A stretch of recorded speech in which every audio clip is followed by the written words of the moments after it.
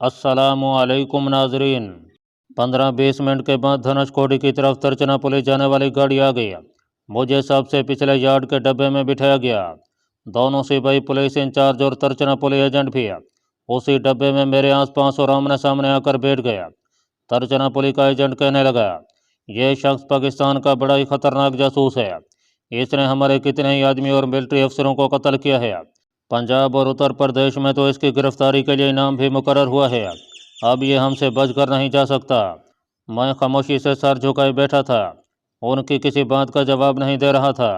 मेरा जहन तेजी से फरार के तरीकों पर गौर कर रहा था। ट्रेन चली तो मैंने सोचा कि मुकद्दस नक्श मेरे गले में है, मगर मैं उससे खातिर खा काम नहीं ले सकता। ब्याह के वक्त 4 आदमियों को मैं उससे मुतासर करके फरार नहीं हो सकता। नक्श इस वक्त मेरे लिए बेकार हो चुका था। फिर मुझे क्या करना चाहिए? मैंने फरार के एक पहलू पर गौर करना शुरू कर दिया। गार्ड कोने में अपने लकड़ी के संदूक पर बैठा रजिस्टर पर कुछ इंतजार कर रहा था। ट्रेन रात के इब्तदाई अंधेरे में शुमाल की तरफ भागी जा रही थी। मैंने देखा कि जिस जगह पर मैं बैठा हूँ वहाँ मेरे करीब ही खिड़की थी जिसका शीशा चढ़ा हुआ था। मेरी तवज्जो का मरकज़ अब सिर्फ मेरी हथकड़ी थी। मेरे सिर्फ एक आनी हाथ में हथकड़ी लगी थी, दूसरा हाथ खाली था। मैं अपने खाली हाथ को खुजाने के बाद आहिस्ता से अहनी कड़ी वाले हाथ के पास ले गया और खुजाने लगा। मैंने लोहे की हथकड़ी के कड़े को ज़रा सा जोर लगा के आगे को दबाया तो कड़ा मेरी कलाई पर हथेली के पास आकर रुक गया। मैंने खाली हाथ पीछे कर लिया और सर खिड़की के शीशे से लगाकर यूं आंखें बंद कर ली, गोया नींद आ रही हो। ट्रेन भागी जा रही थी।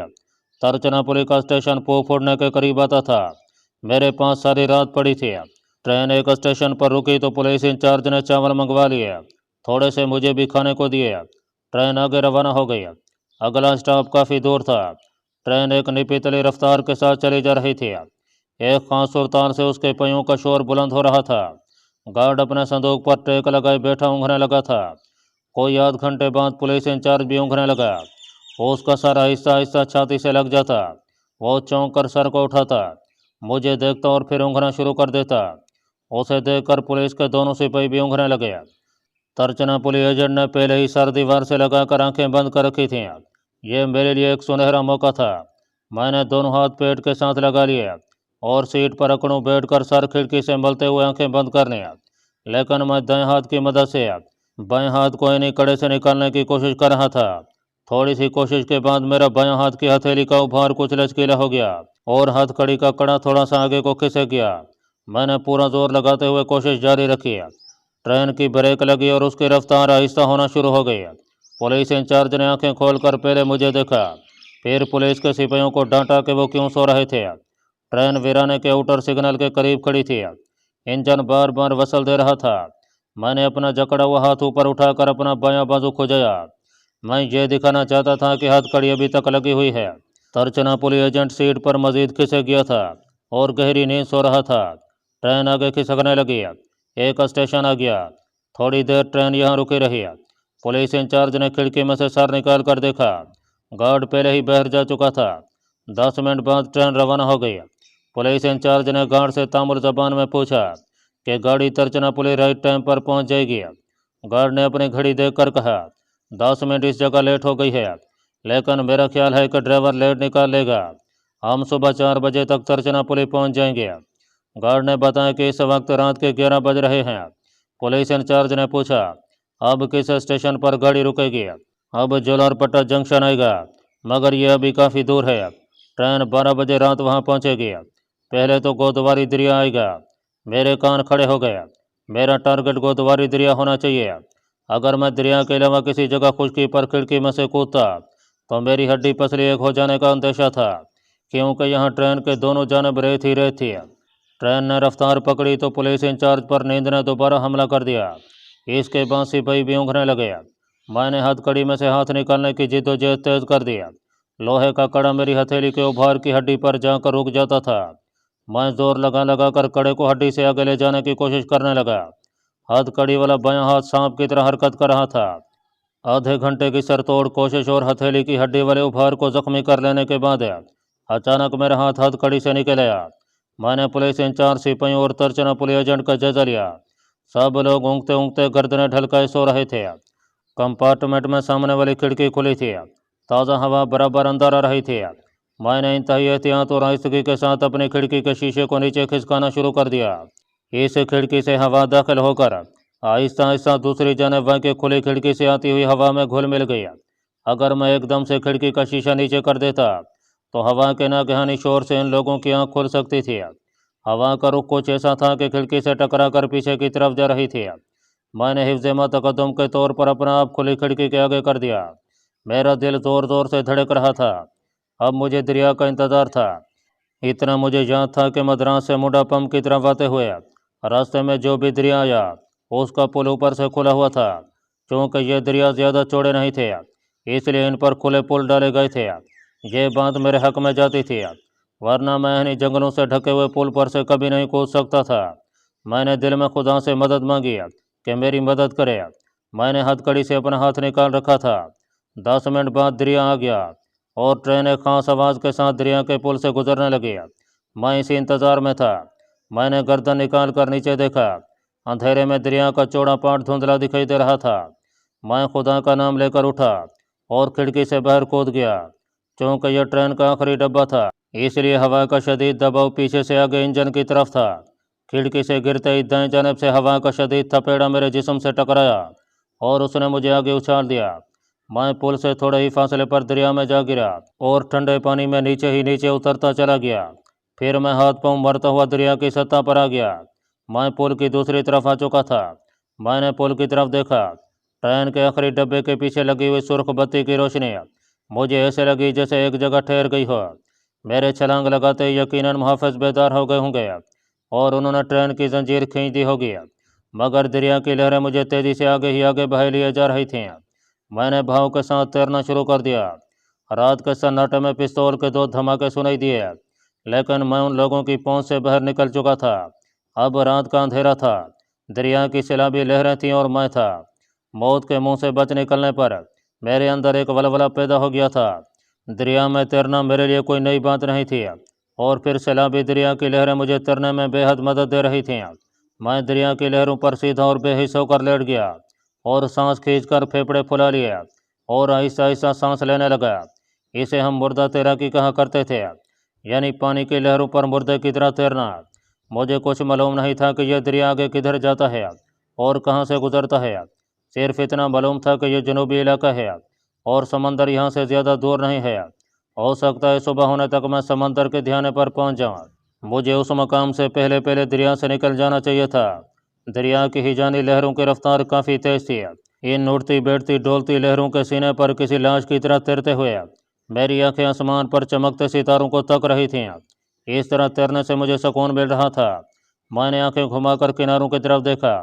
मैं दरिया के वस्त में था और किनारों की गहरी लकीर तरीके में काफ़ी दूर नजर आ रही थी। मैंने किनारे पर जाने की कोशिश नहीं की। रात गुजरती जा रही थी। देखते ही देखते सितारों ने ढलना शुरू कर दिया। मुझे दरिया की लहरों पर बहते हुए 2 2.5 घंटे गुजर गए थे। फिर मशरक में सुबह काजिब की फीकी फीकी रोशनी झलक उठी। मैंने महसूस किया कि दरिया का पाट भी चौड़ा होने लगा है। दरिया से निकलने का वक्त आ गया था। मैंने दरिया में एक डुबकी लगाई और अपना रुख मशरक की तरफ करके किनारे की जानब तैरना शुरू कर दिया। मैं बिल्कुल ताज़ा दम था। सिर्फ ठंडे पानी से मेरे अज़ां सर्द हो गए थे। तेज़ तेज़ बाहें चलाने से मेरा खून गर्म हो गया। दरिया का किनारा अंधेरे में एक लंबी लकीर की तरह था जो मेरी तरफ बढ़ रहा था। जो मैं आगे आगे बढ़ रहा था, किनारे की लकीर मोटी और चौड़ी होने लगी थी। मौजों का भाव अब भी तेज था। मेरा रुख बार बार दरिया के वस्त की तरफ हो जाता था। सुबह के उजाले में मुझे दरिया किनारे नारियल के सियाह खाके नजर आने लगे। मैं जान फशानी से तैरता चला जा रहा था। अचानक मेरे हाथ बांस के एक छप्पर पर पड़े। यह किसी झोंपड़ी की छत का हिस्सा था जो सैलाब में कहीं पीछे से बहता चला रहा था। मैंने अपना आधा जिस्म उस पर गिरा दिया और अपने बाएं हाथ से चप्पू की तरह चलाना शुरू कर दिया। थोड़ी देर बाद मैं दरिया के किनारे जा लगा। यहाँ ज़मीन दलदली थी। सबसे ज़्यादा सांपों का खतरा था। मैं दलदली किनारे से निकलकर ऊपर सूखी जगह पहुँच गया जहाँ नारियल के झुंड दूर तक चले गए थे। मैं खुश्क ज़मीन पर बैठ गया और लंबे लंबे सांस लेने लगा। मैं थक कर चूर हो गया था, लेकिन जान बच जाने पर खुदावंद करीम का शुक्र अदा कर रहा था। सूरज निकलने से पहले की काफूरी रोशनी में मैंने निगाह दौड़ाकर इर्द गिर्द देखा। यह गैर आबाद और वीरान इलाका था। मैं उठकर दरिया के किनारे किनारे चलने लगा। चलते चलते सुबह हो गई।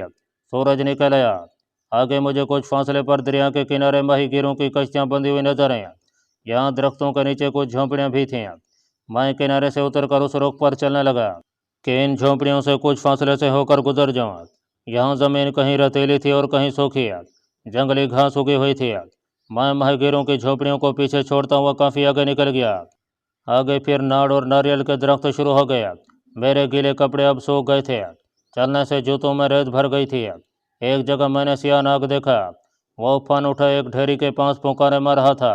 मैं चुपके से आगे निकल गया। कोई कच्चा रास्ता भी नहीं था।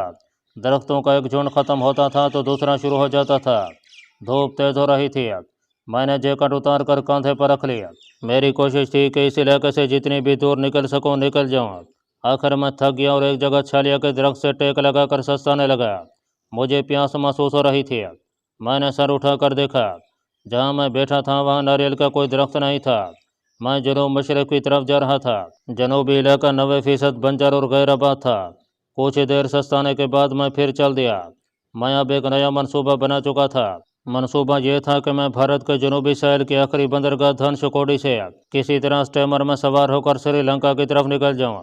शुमाली हिंद की तरफ जाना मौत के चंगुल में फंसने के बराबर था। दूसरी बात यह थी कि जिस मिशन को लेकर मैं इतनी मुसीबतें झेलता यहाँ तक पहुँचा था वो मिशन अभी पूरा नहीं हुआ था।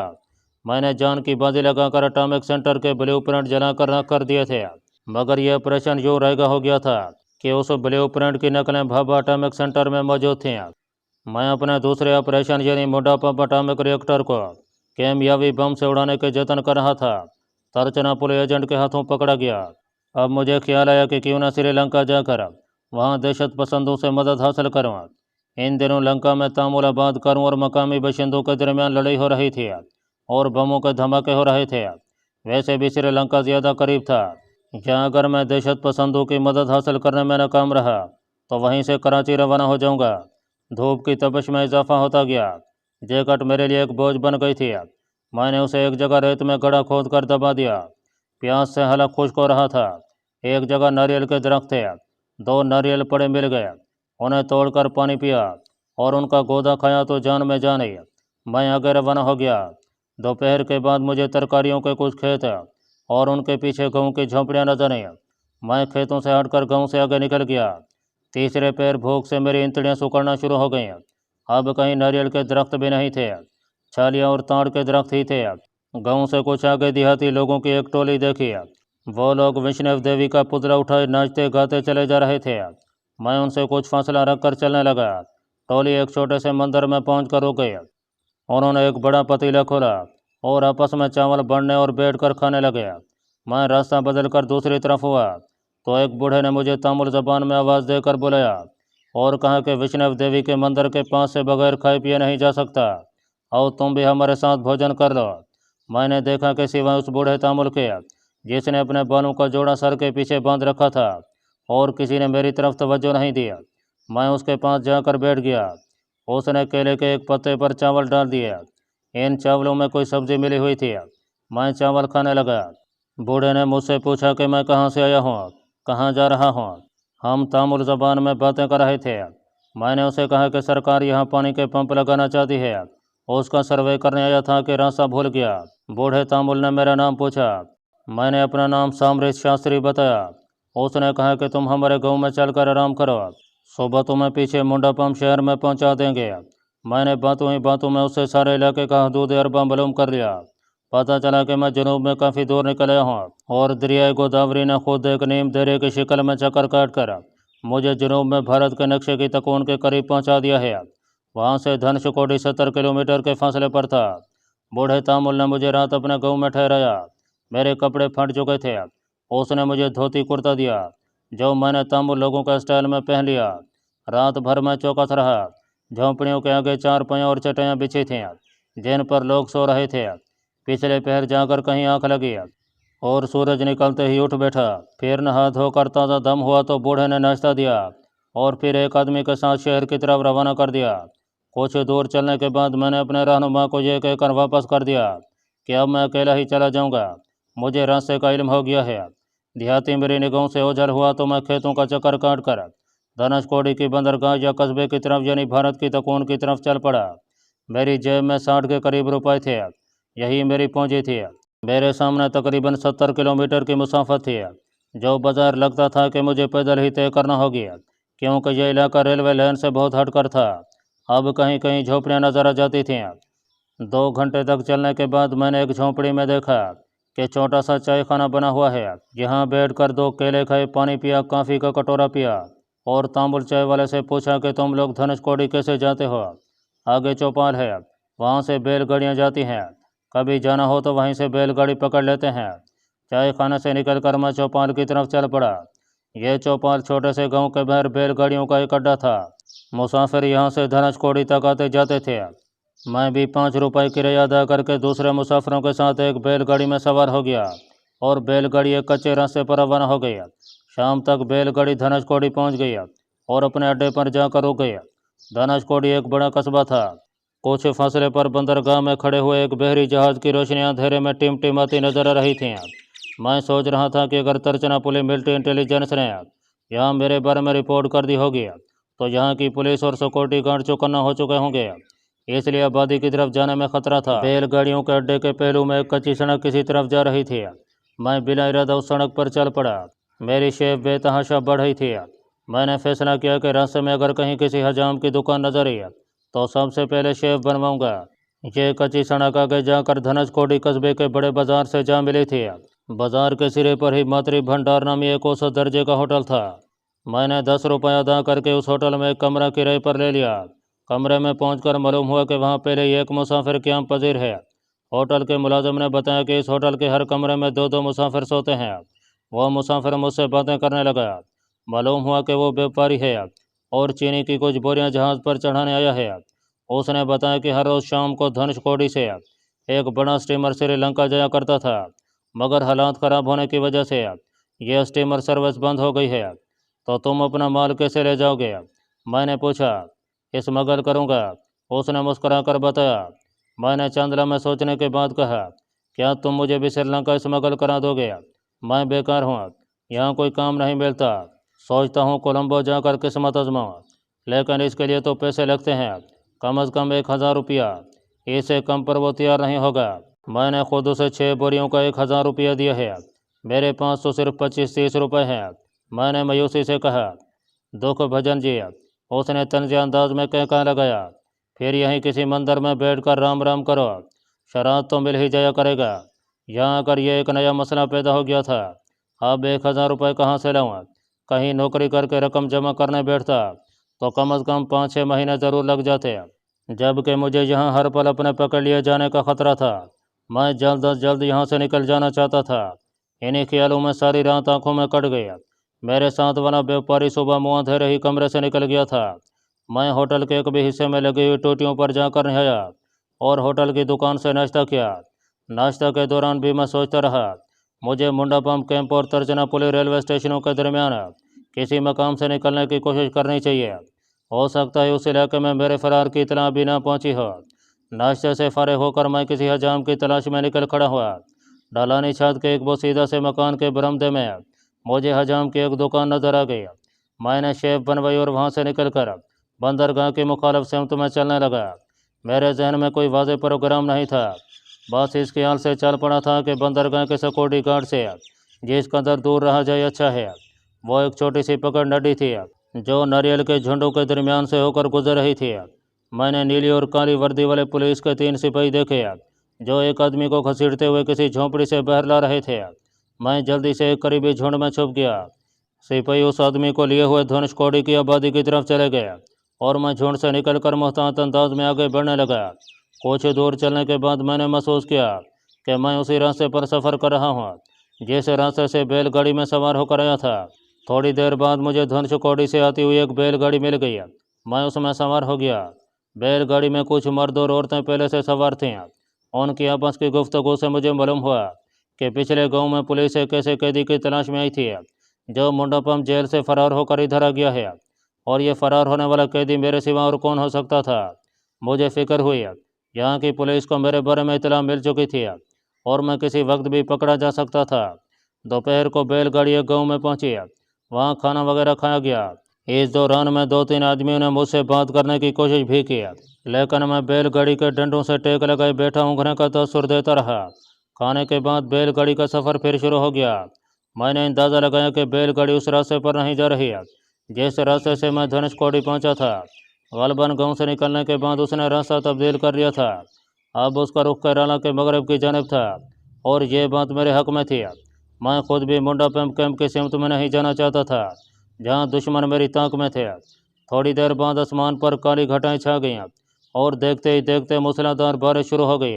बैलगाड़ी की बांस की छत पर तरपाल डाल दी गई और गाड़ी ने गाड़ी एक घने दरख्त के नीचे रोक दिया। आधे घंटे बाद बारिश का जोर टूटा तो हम फिर आगे रवाना हुए। इसके बाद जो गाँव आया वहाँ तमाम मुसाफिर उतर कर चल पड़े और गाड़ी ने बैल खोल दिए। मैं भी एक तरफ रवाना हो गया। मैं किसी को यह तासुर नहीं देना चाहता था कि मैं इस गाँव में अजनबी हूँ। खुदा जाने मैं कब तक यूं ही बेमकसद चलता रहा। बारिश की वजह से ज़मीन गीली थी, कहीं कहीं पानी भी खड़ा हुआ था, लेकिन कीचड़ ज़्यादा नहीं थी क्योंकि ज़मीन रेतीली थी। आगे छोटी छोटी टेकरियाँ थीं जिन पर इक्का दुक्का दरख्त और झाड़ियाँ उगी हुई थीं। मैं एक टेकरी पर पहुंचा तो सामने ही नीचे चंद झोपड़ियाँ नजर आईं। उन झोपड़ियों से जरा दूर चंद लोग लकड़ियाँ जमा करके एक चिता तैयार कर रहे थे। इस छोटे से गाँव में गालबन कोई मर गया था जिसे जलाने की तैयारी की जा रही थी। टीले के दाएं जानब दरख्तों की ओट में एक खंडर नजर आ रहा था। मैं चलते चलते थक गया था। सोचा थोड़ी देर इस खंडर में बैठकर सस्ता लूँ और कुछ आइंदा के बारे में सोचूं। मैं चिता तैयार करने वाले तमाम लोगों की नज़रों से बचता हुआ खंडर में पहुंच गया और एक गिरी हुई दीवार से टेक लगाकर बैठ गया। वहां से मुझे चिता का मंजर साफ दिखाई दे रहा था। मैं गौर करने लगा कि आइंदा मुझे क्या लायामल इख्तियार करना चाहिए। ये तो तय था कि इस तरह सफ़र करते हुए मैं पाकिस्तान हरगिज़ नहीं पहुंच सकता था। पाकिस्तान का बॉर्डर वहां से बहुत दूर था और रास्ते में बेशुमार खौफनाक जंगलात, सरबा फलक पहाड़ और शोरीदा सर दरिया हाल थे जिन्हें मुझ जैसा तनहा और बेसरो सामान शख्स अबूर करने का तसव्वुर भी नहीं कर सकता था। शहरी ज़रा इस्तेमाल करने का सवाल ही पैदा नहीं होता था। वहाँ कदम कदम पर इंडियन इंटेलिजेंस और पुलिस मेरे इस्तकबाल के लिए मौजूद थी क्योंकि अब मैं सिर्फ जासूसी नहीं बल्कि कई बड़े सरकारी अफसरों का कातिल भी बन गया था और पंजाब और यूपी में मेरी गिरफ्तारी पर इनाम भी मुकर्रर था। मैं किसी फैसले पर ना पहुंच सका और सर झटक कर आंखें बंद कर ली। थोड़ी देर बाद एक दहशतज़दा सी नस्वानी सी चीख मेरे कानों से टकराई। मैंने चौंक कर आंखें खोल दी और चिता की तरफ देखा। चिता तैयार हो चुकी थी और उसके करीब साधु किस्म का एक नीमुरिया शख्स बैठा तामुल ज़बान में कुछ श्लोक पढ़ रहा था। उससे थोड़े फासले पर चंद लोग मुर्दे की अर्थी उठाए खड़े थे। लड़की बुरी तरह मचल रही थी, उनसे खुद को छुड़ाने की कोशिश कर रही थी। फिर अर्थी ज़मीन पर रखकर मुर्दे को चिता पर लिटा दिया गया और दोनों मर्द लड़की को चिता की तरफ खींचने लगे। अचानक मेरे जहन में कूंदा सा लपका, कहीं ये लोग लड़की को भी मुर्दे के साथ जलाना नहीं चाहते। उसी वक्त दहशतज़दा तामुल लड़की की लरसती हुई आवाज़ उभरी, भगवान विष्णु, मैं स्थिति नहीं होना चाहती, मुझे बचा लो। मेरे रोंगटे खड़े हो गए। वो लड़की मरने वाले की बीवी थी और गांव वाले उसे शोर की लाश के साथ जलाना चाहते थे। यह इंतहाई इंसानियत सोच और बेईमाना रस्म हिंदुस्तान के दूर दराज इलाकों में अभी तक राइज थी।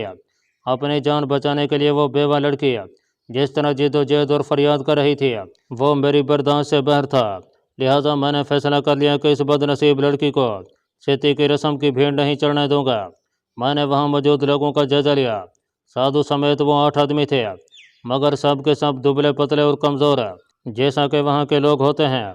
फिर भी मैं तनहा उनका मुकाबला नहीं कर सकता था, जबकि मेरे पास कोई हथियार भी नहीं था।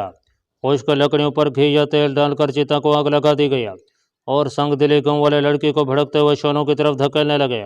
मेरे अंदर जैसे बिजली सी कड़की और मैं उछलकर चिता की तरफ दौड़ पड़ा।